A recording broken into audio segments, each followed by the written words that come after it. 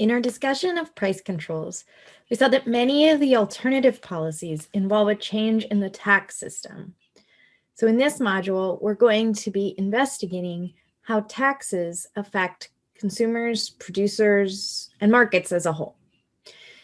To start, we have to understand what type of tax that we're investigating. We have lots of different taxes, income taxes, property taxes.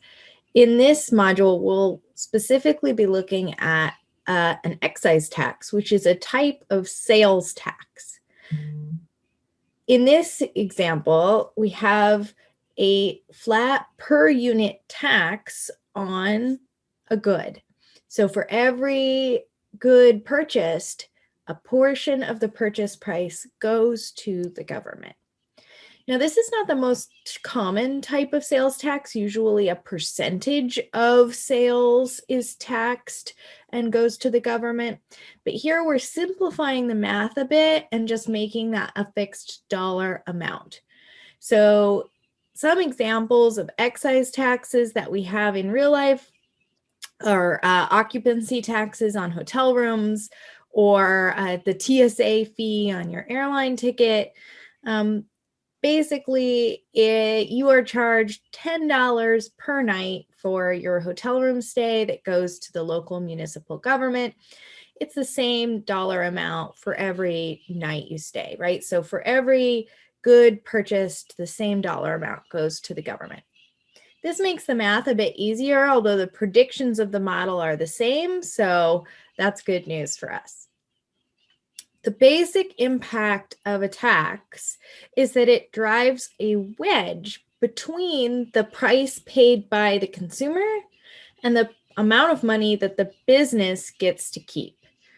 So without taxes, I walk into a store, I buy an apple, I give them $1, they get to keep $1. But if we have a 10-cent tax on apples, I walk into the store, I give them $1, 10 cents of that goes to the government, and they only get to keep 90 cents.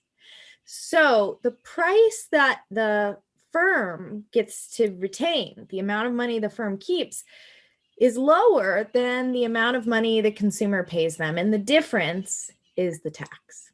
So here's our general way of expressing this price wedge.